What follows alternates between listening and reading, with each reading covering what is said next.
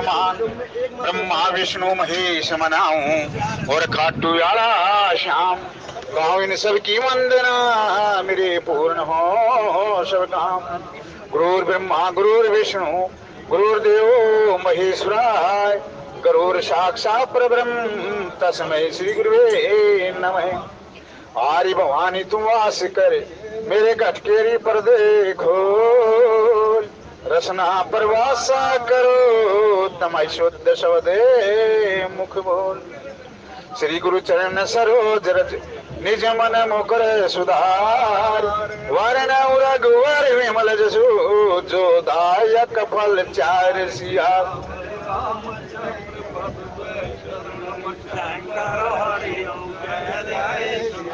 बुद्धिहीन धनु जानेगे सुमरो पवन कुमार बल बुद्धि विद्या देव मुझे अरे कलेश विकार सियाप।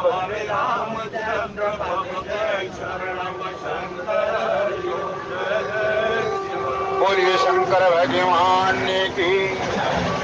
श्री राम जय राम जय जय राम। श्री राम जय राम जय जय राम। जय जय जय हनुमान गोसाई कृपा करो गुरुदेव की नाई। दीन दयाल विरद संभारी हरे हो नाथ मम संकट वारी। कोमल चित अति दीन दयाला कारण बन रघु नाथ कृपाला। जनक सुता जग जननी जानकी अति सत्य करुणा निदान की। ताके योग पद कमल मनावो जासु कृपा निरे मल मति पाऊं। पवन तन बल पवन समाना बुद्धि विवेक विज्ञान निदाना। कवन सुकाज कठिन जग माई जो नहीं होए तात तुम पाई। श्री राम जय राम जय जय राम। श्री राम जय राम जय जय राम। चलत विमान को होई जय रघुवीर कह सब कोई। श्री राम जय राम जय जय राम। श्री राम जय राम जय जय राम। मंत्र है ये ना चलत विमान कोलाहल हुई। एक सिद्ध संत से सुना था नुगला आप अगर साइकिल भी यात्रा करो हो ना पैदल भी यात्रा करो हो या अपनी गाड़ी में चढ़ो हो या रेल में चढ़ो हो इस मंत्र का जाप कर लेना तुम्हारा कैजुअलिटी होगी नहीं। तुम्हारे मंत्र के कारण और 10 और बच जाएंगे। बहुत गजब का वाला मंत्र है ये। चलत विमान कोलाहल होई जय रघुवीर कह सब कोई। श्री राम जय राम जय जय राम। श्री राम जय राम जय जय राम। गुरु गृह गए गुराई अल्प काल सब विद्याई। अपने बेटे को पोते को स्कूल में एडमिशन कराओ। प्रथम दिन ये चौपाई बोलकर उसके कान में और भेज देना। उसको विद्या की प्राप्ति भरमार विद्या की प्राप्ति हो जाए। सिद्ध चौपाइयां। श्री राम जय राम जय जय राम। श्री राम जय राम जय जय राम। यही है एक जरा जन्म मरण है। जरा जन्म मरण दुख रहित दोनों समर्जित जित कोई। एक छत्र रिपुहीन मही राज कल्प सत्य होई सियापति राम जय जय राम रे प्रभु राम। एवमस्ति कही कपट मुनि बोला कुटिल बोर, मिल हमार बुलाव निज कौन हमें गई कोर। सियापति राम जय जय राम मेरे प्रभु राम जय जय राम। बोलिए शंकर भगवान की। पर नौ पवन कुमार खल भान पावन ज्ञान गण, जासु हृदय आगार बसाई राम शर चाप धर। बहुत ही पावन मास श्रवण मास। ये मास है ना, श्रवण का मास है। जितना ज्यादा श्रवण करोगे उतनी भक्ति आपकी फलदायी होगी। शंकर भगवान कहते हैं मन सबसे प्यारा मास है यो। इस समय मेरे को जो जल अर्पित करता है, मेरे को रुद्राभिषेक करता है, कई जन्मों के पाप काट दूं। और जो पार्थिव शिवलिंग है ना, पार्थिव शिवलिंग, एक पार्थिव शिवलिंग, उसकी तो जो पूजा करता है वो तो मेरा ही स्वरूप है। उसकी नाना प्रकार की जो व्याधियां हैं, आदियां हैं, बीमारियां हैं, उनका सबको ठीक कर दूं।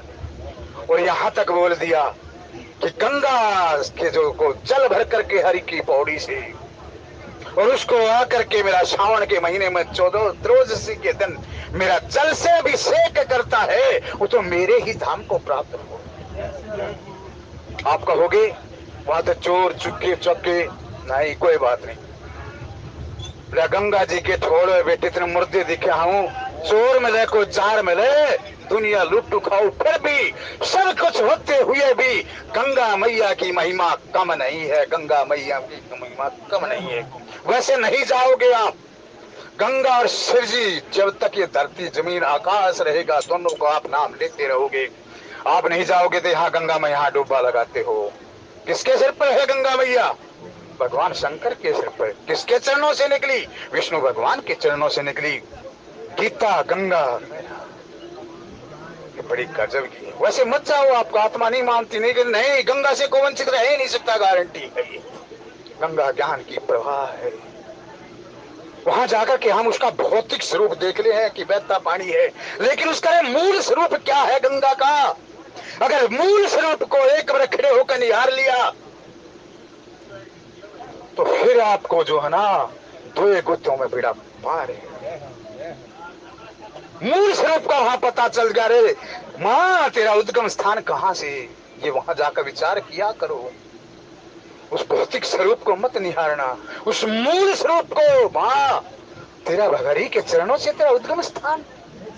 और कितनी कृपा जिस रथ के लिए ब्रह्मा विष्णु महेश तरसते हैं, वो रजहाज मेरे बिना ही प्रयास के मेरे सिर पर आ गए। तेरी मां जय हो मां जय हो। यही शिवजी महाराज, अनोखी भक्ति है उसकी। एक बार करके देखना उसकी भक्ति को। जो शिवजी महाराज के सामने जल अर्पित करके मधु से ये सारी चीज लोटे में घेर ले जाया करो सुबह सुबह। और एक बार राम रामेति रमे रामे मनोरमे सहस्त्र नाम तैतुल्यम, राम नाम 10,000 उसका मंत्र जाप हो गया। सच बताऊं, रात को उठ को भी आप सपने में भी कथा करोगे, शिवजी महाराज का नाम रटते रहोगे। निज अनुभव में कहूं खगेशा, हरि भजन पिता चाहे कलेशा। शास्त्रों में लिखा है, छांदोग्य उपनिषद में लिखा है। वैसे वेद ही हमारा मूल आधार है, लेकिन इसमें से 108 उपनिषद बनाई, 100 उपनिषद बनाई, वो सारे आचार व्यवहार के लिए। लेकिन जो आध्यात्मिक उपनिषद हैं, जो आत्मा और परमात्मा का मिलन है, जो जड़ और चेतनता का बोध करा दे है, ये चतुर शरीर का बोध करा दे है, गुरु तत्व का जो बोध करा दे है, वो 11 उपनिषद है। ये गुरु तत्व है क्या? 4 दिनों से प्रश्न चल रहे हैं। गुरु तत्व है क्या? वेद व्यास, इसका नाम कृष्णद्वैपायन था, और यमुना नदी के तट के बीच में इसका जन्म हुआ। इसलिए तट द्वीप भी गुरु है। पढ़कर देखना, नाना प्रकार के गुरु। छांदोग्य उपनिषद में आया है, पृथ्वी सब सारों का सार। पृथ्वी पांचों तत्वों का सार है पृथ्वी, पांचों तत्वों का सार है पृथ्वी। और पृथ्वी का सार जल है, और जल का सार ऋक औषधि अन्न है। अन्न है पृथ्वी का, जल का सार अन्न है, और अन्न का सार पुरुष है। जो अन्नमय कोश है ना, जो अन्न से ही बना है। बड़े गजब की कथाएं हैं। पुरुष का सार ऋक है वाणी, वाणी का सार श्याम है। भगवान की स्तुति कहना, भगवान का गायन कहना, और नाम सब सारों का सार है। इसलिए उठते बैठते, श्रावण का महीना है, एक बार कम से कम 5 बार तो बोल दिया करो। क्यों?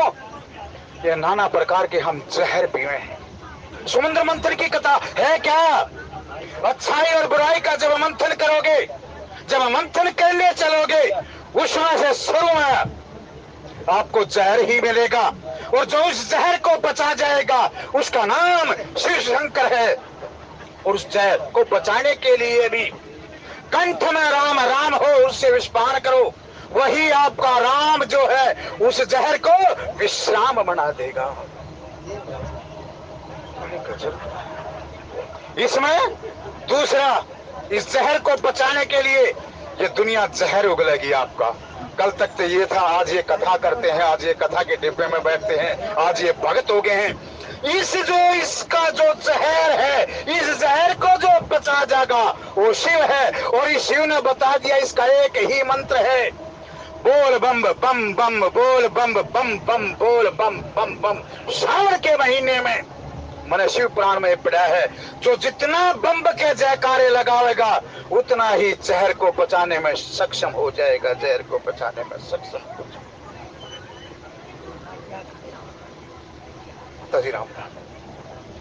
बोल बम बम बम, बोल बम बम बम, बोल बम बम। जयकार आए वीर बजरंगी।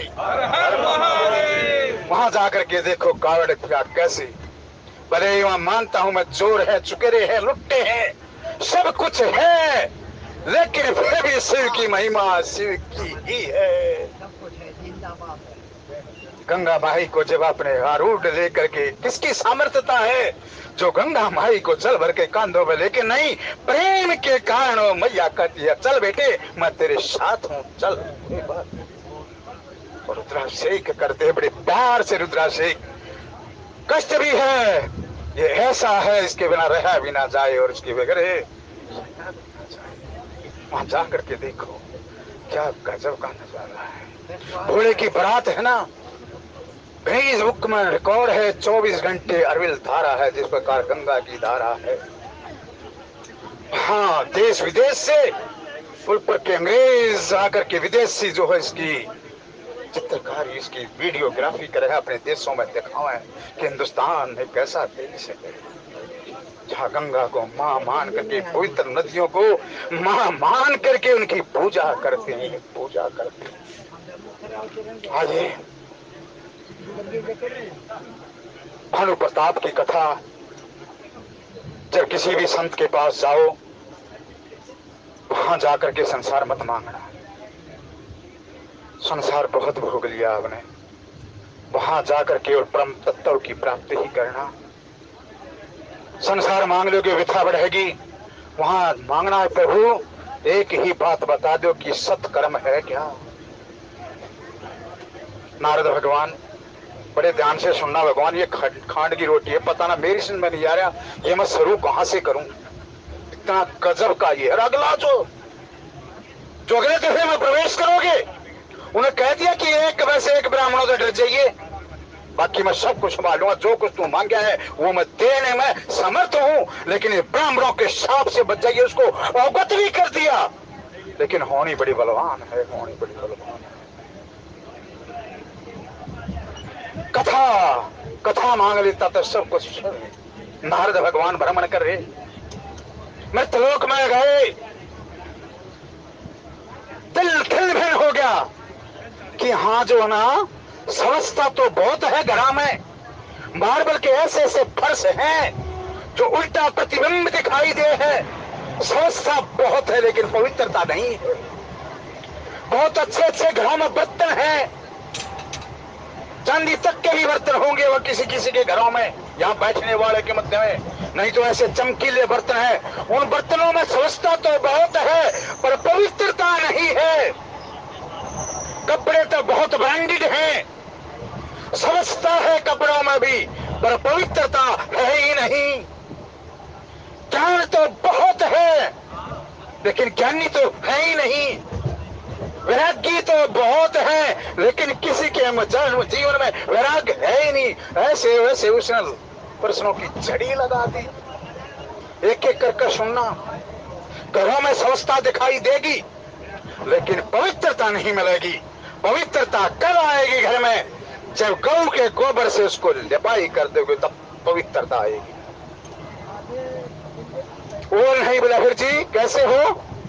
बोले अरे इतना काम तो कर लो, देसी गाय का थोड़ा गौमूत्र ले आओ, गंगा जल में मिलाकर रोजाना शंख में लेकर उसका छिड़का ही कर दो, पवित्रता लानी है। तो समझता तो है, पवित्रता नहीं है। इसी प्रकार बर्तन तो स्वच्छ दिखाई दे है आपने लेकिन पवित्र नहीं है। पवित्र कब होंगे? धातुओं के अलग अलग है। मीमांसा दर्शन उठा कर देखना, कर्म कांड का मंत्र है, एक एक आपको युक्ति बता देगा। पवित्रता कब आएगी? जिसका जो बर्तन होगा उसी से उसकी सफाई होनी चाहिए। सोना है, सोने में जो पहले एक सोने चांदी में जो किया करते ना खान पीन, उसमें एक बार जल से धोने में सोना कभी गंदा होता ही नहीं। वो नेगेटिविटी सारी भाग जाएंगी। सोना अगर आप पैर भी तो शरीर की नेगेटिविटी, ये बहुत बड़ा लॉजिक है। स्वर्ण वैसे धातु नहीं है, बहुत गजब, इसलिए महंगी है ये। इसी प्रकार कपड़े, लेकिन उसमें बर्तनों की सफाई के लिए जब तक आप हमारे घरों में ये बर्तन हैं, अगर इससे राख से मंजन नहीं किया गया तो पवित्रता आएगी नहीं। कहोगे कि प्रभु ये कैसे होगा? भाई मेरे घर में जाकर देख लेना। राख है, उसको थोड़ा हो करके जो आप जो अंदर ये जो माता बहने मिला हुआ पाउडर वो थोड़ा उसमें मिला दो और खाकर उससे सफाई कर दो, आगे पवित्रता। अब आप कहोगे कि संस्था के ऊपर कैसे लगाया जाए, ये कैसे? नहीं भाई, भले ही उस घर में माँ की बन बनाती हूँ, आपको गौ माता के स्मेल भी आती हो, लेकिन वो घर पवित्र में लगा। क्यों? उसमें गौ माता का वास है, गौ माता का मूत्र और उसमें ऊपर है गौ माता का। जहाँ गौ माता के चरण है, जहाँ गौ माता का समास है, भले ही आपने ये लगा ये बड़ा ऐसा है, उससे पवित्र घर और को हो ही नहीं सकता, ये गारंटी है। कपड़े आप भले ही हमने साफ दिखाई दे, साफ पहनते हैं हम कपड़े, टोपी पे इस्त्री भी करवा ले हैं, लेकिन जब तक माता और बहनें इस कपड़ों में घर से धुलाई ना करके उनके प्रेम का जो रस ना उमड़ जाए, तब तक कपड़ों में पवित्रता आएगी नहीं। अन्न में स्वच्छता बहुत दिखाई दी, लेकिन पवित्रता कब आओगी? जो ठाकुर जियों का, जो आपका इष्ट है उसका भोग लगा करके, जो उसका जो है सारा घर उसका प्रसाद बनाकर खाएगा, तब जैसा खाओगे अन्न और फिर वैसा होगा मन। बोले जी हमने तो प्याज और लहसुन के बिना ना, जो तड़के के बिना स्वाद ही नहीं आता, वो फिर जो है पवित्र भोजन रहता ही नहीं। बुरा मत मानिए भाई, क्योंकि कल एक संत से मैंने सुना था रोहतासियों के पास, ये कहे मेरा नाम मत लिया करो, नाम मेरा अपने आप आ जाओ, बड़ा भाग्यशाली है जो यहाँ खड़ा होगा किसी का नाम उच्चारण करे। सब मेरे प्रेमी है, मैं किसी का नाम नहीं जानता, लेकिन सब की आंखों में आग फैला ना, मेरे सब मैं प्रेमी। क्यों? आपके कारण मैंने जो है ना कथा कहकर कथा सुनने का मौका मिलता है। तो संत ने बताया कि राम और कृष्ण के चरित्र गाते वक्त उसको मनोरंजन में मत लेना, दूसरों को रिझाने के लिए कथा की मर्यादा को भंग मत कर देना, नुआ तुम्हारा सर्वनाश निश्चित है, निश्चित है, निश्चित है। जो श्रोता चाहे इसको मनोरंजन बना दे। कृष्ण की लीलाएं मनोरंजन नहीं है, राम की लीलाएं मनोरंजन नहीं है। हम ऐसे ही है मर्यादित शब्दों का प्रयोग करते हैं वो श्रोता को रिझाने के लिए, लेकिन अपना सर्वनाश करने में देरी नहीं करेंगे। इसी प्रकार मर्यादा में कथा होनी चाहिए। राम और कृष्ण का चरित्र बड़ी मर्यादा में गाना चाहिए, मर्यादा में। श्रोता को जो अच्छा लगे चाहे ना लगे, लेकिन जो शास्त्र सम्मत जो उसकी मर्यादा है उसके तहत कथा करनी चाहिए। तो पवित्र ना दे, पवित्रता है ही नहीं। यही नारद खिन हो गया, चल पड़ा वृंदावन की तरफ से। देखा एक स्त्री है, दो बच्चे हैं, दो बूढ़े। स्त्री बड़ी जवान है, जो साथ में हैं दो हैं बड़े बूढ़े हो चुके हैं। नारद को बड़ा अचंभा है, क्या है ये? प्रणाम किया। प्रणाम का मतलब पता है क्या है? जब आप किसी बड़े को देखोगे ना तो ये आपके प्राण जो ना असहज हो जाए। किसी भी आप रोविले या किसी उसको भी जिसके पास देवी शक्ति हो या संत के पास जाओगे, ये करोगे, बड़े बूढ़े के जाओगे, प्रणाम जैसे करना चाहोगे ना, आपके जो ना प्रणाम सहज हो जाएंगे। उनको सहज अवस्था में लाने के लिए उन प्राण वो प्रणाम जैसे ही हाथ जोड़ करोगे प्रणाम। अरे क्रोध करोगे आप, फिर दूसरे ढंग से समझो, क्रोध कर दोगे तो आपके प्राण असहज हो जाएंगे। ये 5 प्राण है, 5 उप प्राण है, ये अपना अपना कार्य ठीक ढंग से नहीं करने मिलेंगे। कुंभ रोचक पूरक ये ठीक व्यवस्थित हो जाएंगे। उनको व्यवस्था करने के लिए हाथ जोड़ करके प्रणाम कर लो, आपका गुस्सा गायब और ये प्राण का सुचारू रूप से चलने लग जाएगा। जिसका साक्षात परिणाम आ जाए उसका नाम है प्रणाम किया। देवी कष्टम कौन है तू, कैसे यहाँ? मेरा द्राविड़ देश में जन्म हुआ, कर्नाटक में जाकर मैं यौवन हुई और यहाँ आते आते मैं तो जवान होगी, लेकिन ये मेरे 2 पुत्र हैं ज्ञान और वैराग्य, ये बूढ़े हो चुके हैं। मैं युवती हूं, लेकिन मेरा फायदा क्या, आज मेरे बेटे ही मेरे सामने बूढ़े हो गए। ज्ञान और वैराग्य ये बूढ़े हो चुके हैं, इनका कोई उपाय पता नहीं। इस कलयुग में भक्ति तो बहुत है, जिधर देखो धम्माए धम धम्माए धम। चाहे पोल्यूशन वॉइस का कोई ध्यान करो चाहे ना करो, राग ऐसा गाना चाहिए जो कानों में चुभन ना करके कि जो आपके हृदय में उतर के प्रेम उड़ा दे, उसका नाम है राग, उसका नाम है राग। भजन ऐसे होने चाहिए शास्त्र सम्मत, वेदों की वाणी हो जिसमें अर्थ भाव हो, प्रार्थना हो, भगवान के प्रति समर्पण हो, भगवान के प्रति श्रद्धा हो, भगवान के प्रति विश्वास हो, ऐसे भजनों का चयन करना चाहिए। वो है आपका तो गति भारी की नारी करते। फिर कैसे? बोला मेरे बेटे का उद्धार करो। नारद तो नारद है ना, संत हृदय है, चल पड़ा किधर? इधर गंगा द्वार।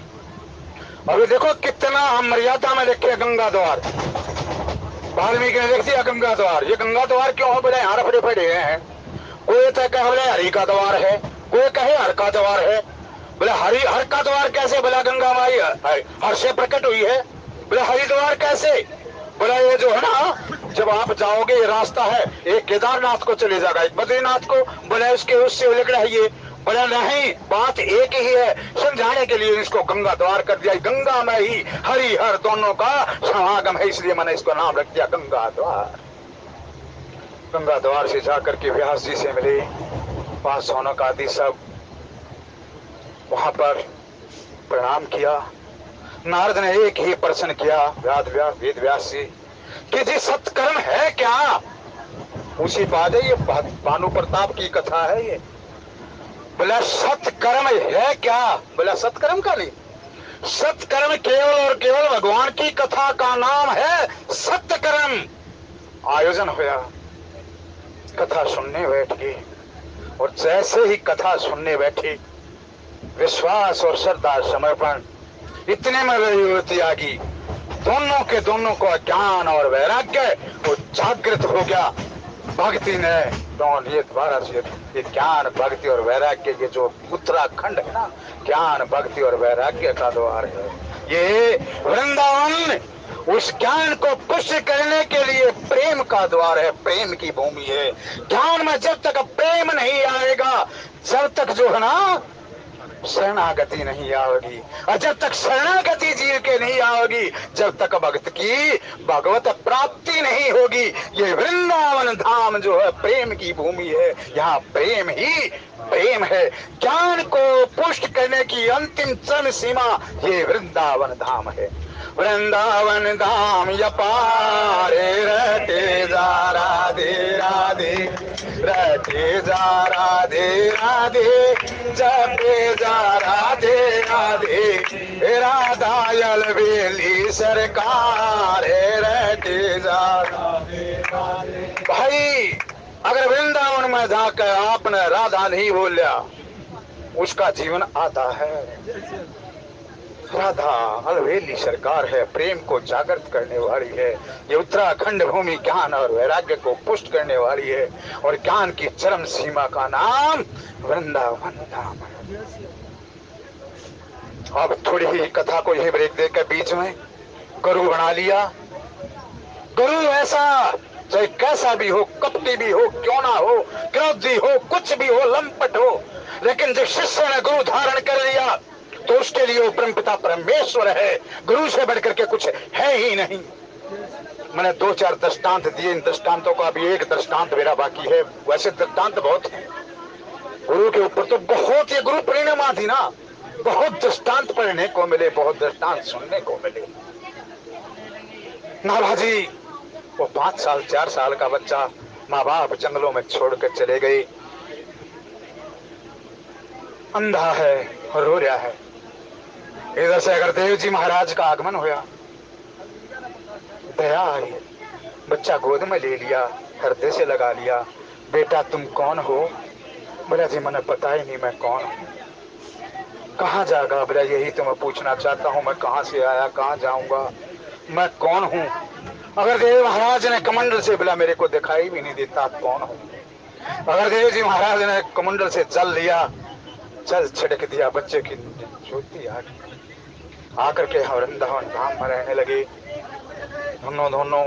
अगर देव जी महाराज की क्या थी, वो जो हम मानसिक पूजा बहुत किया करते थे, मानसिक पूजा ही किया करते थे, क्रिया पूजा नहीं, मानसिक पूजा किया करते थे। मानसिक पूजा का मतलब पता है क्या? अपने मन को एकत्रित करके, देखो भाई गुरु बताता ज्ञान, ज्ञान से होता ध्यान, और ध्यान से होती है भक्ति, और भक्ति से होती है शरणागति, और शरणागति से हो भगवत प्राप्ति। ज्ञान से हो ध्यान की प्राप्ति। किस प्रकार ध्यान कराया जाए वो ज्ञान बताया हमने। समय नहीं है, जैसे ये 5 कोश है ना, अन्नमय कोश है, प्राणमय कोश है, मनोमय कोश है, विज्ञानमय कोश है, आनंदमय कोश है। इनके अलग अलग का जब आपने पता चल जाएगा, आप मैं कहूं 9 नदर 12 सिद्ध हो जाएंगे। अब बहुत से ये कह दिया, बोला जी कोई बात ना, ज्ञान के घड़े बोझ ना मरा करते। ज्ञान जब आपका नेगेटिविटी में घुस जाए जाता है बोझ माना, और ज्ञान जब आपको पॉजिटिविटी की तरफ ले जाए वो सार्थक है। आपका ज्ञान का होना बहुत जरूरी है, ज्ञान होना चाहिए। अब मानसिक पूजा करें, लेकिन मानसिक पूजा करें क्रिया की तो उसमें है ही नहीं। अगर नाबाजी करें क्या, लेकिन 2-2.5 घंटे जब तक मानसिक पूजा करें, बैठ के ठाकुर जी को स्नान करना, ठाकुर जी को चंदन का लेप करना, ठाकुर जी की सेवा करना, ये करना, एक लीन हो करके उनको भोग लगाना, मन से ही भोग लगाना, कुछ नहीं हो रहा, मन से भोग लगाना। इतने में पहले होया करते जमाने में, बताओ पंखा होया करता, डोरी से खींचा करते, उस पंखा को चलाया जाता और वहां बैठ जाता। इतना गजब का महात्मा बन गए नाभाजी कि गुरु मानसिक पूजा करते हैं, वो पूजा उसके ध्यान में आने लगी कि आज गुरु ने ये कर दिया, ये कर दिया, ये माला पहना दी, अब ये कर दिया, अब ये कर दिया, भोग लगा दिया, ये कर दिया, आज ये मिष्ठान मंगाया, ये कराया। एक बार की बात, मिष्ठान कह मानसिक पूजा में करे क्यों मिठाई? बोला जी गुरु वहां रखी है। वाह मेरे शिष्य, वाह मेरे शिष्य। एक बार की बात, अगर देव जी महाराज सब कुछ करने के बाद माला लेकर के, मानसिक माला लेकर के ठाकुर जी को पढ़ा रहे हैं, और बीच में द्वंद्व चल रहा है, ठाकुर जी को पढ़ाने रहे। 15 मिनट बीच की, 20 मिनट बीच की, 30 मिनट बीत की, लेकिन पहना नहीं पाए। अगर देव जी ने देख लिया कि आज गुरु जी क्या कर रहे हैं, माला पहनाने के बाद तो 5 मिनट पूजा से बाहर निकले आए, आज ही आधा घंटा हो चुका, नाभाजी ने ध्यान लगाया। अगर देव जी महाराज का एक शिष्य जो व्यापारी था, वो गुरुजी पक कर रहा, और उसकी नाव समुद्र के बीच में डगमगा गई, और नाभाजी महाराज इस दृश्य को देख रहे। और अगर देव जी कह रहे कि प्रभु मेरे शिष्य की रक्षा करना, मेरे शिष्य की रक्षा करना, नाभाजी ने वहां देख लिया कि गुरु की भक्ति में भंग है। गुरु जी माला जब तक शिष्य सार्थक नहीं होगा, शिष्य माला नहीं पहराएंगे। वहां से कह दिया कि हे ठाकुर जी, अगर मैंने तन से, मन से, धन से अपने गुरु के चरणों की सेवा की हो तो मेरा जो गुरु भाई है वो ठीक ठाक अपने घर को लौट आए। आकाशवाणी हुई, समुद्र का किनारा मिल गया। कहने लगा गुरु जी मेरा गुरु भाई सुरक्षित है, ठाकुर जी को माला पहनाओ। अरे बेटा ये तुम्हें कैसे पता चला? गुरु जी मैंने पता नहीं, आपके चरणों का आशीर्वाद है। तो बेटा तुम्हें एक काम करना। क्या गुरुदेव? तुम्हें भक्तों के चरित्र लिखना है। गुरु जी मैं तो अनपढ़ हूँ, मेरे को कुछ नहीं पता। बोला नहीं, इधर मेरे बेटे, सिर पर हाथ धर दिया। कहने लगा कि जा, जिस भी भगत का तू नाम स्मरण करेगा वो चरित्र उसका अपने आप आता चला जाएगा, अपने आप आता चला जाएगा। महाबाजी ने भक्त माल की रचना कर दी और कथा में मैंने सुना है संतों से, जब तक भक्तों का भोग नहीं लगता तब तक वो कथा अधूरी है, अधूरी है। भागवत एक है भगवत कथा, भगवत कथा में है भगवान की कीर्तियों का गायन, और एक है भागवत पुराण। भागवत में जो है ना ये भगत, जो भगवान के जो भगत है उनका गुण गायन कहना ही भागवत पुराण है। एक छोटा सा और दृष्टांत।